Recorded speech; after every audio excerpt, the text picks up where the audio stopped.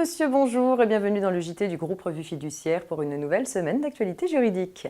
À la une de ce lundi 9 juillet, TVA, loyer des baux commerciaux et professionnels et pour finir, la loi française à jour du RGPD.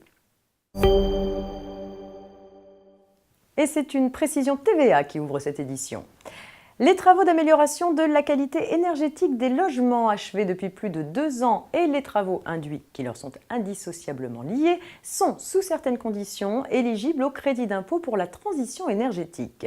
Ils bénéficient par ailleurs du taux réduit de TVA de 5,5%.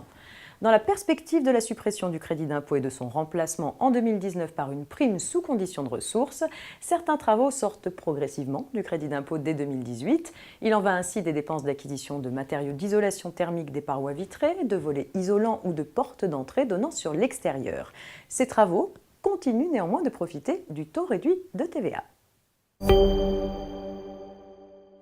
L'INSEE a publié les indices du premier trimestre 2018 permettant de calculer la révision du loyer des baux commerciaux ou professionnels. Ainsi, l'indice des loyers commerciaux, l'ILC, servant pour les activités commerciales et artisanales, s'élève à 111,87 au premier trimestre 2018, soit une évolution au même rythme qu'au trimestre précédent. Sur un an, la progression est en effet de 2,20% après 2,22% au trimestre précédent.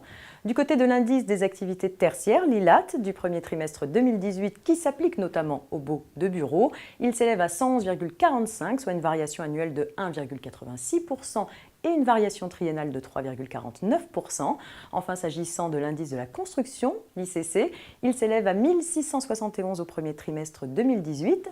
La progression annuelle est de 1,27%, une évolution très proche de celle du trimestre précédent où elle était de 1,34%.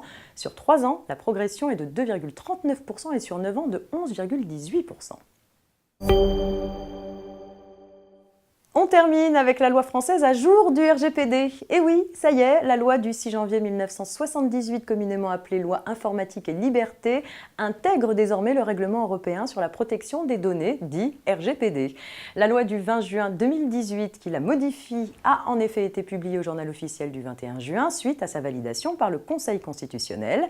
La CNIL veille désormais à la conformité des traitements de données à caractère personnel à la loi informatique et liberté, mais aussi au règlement RGPD.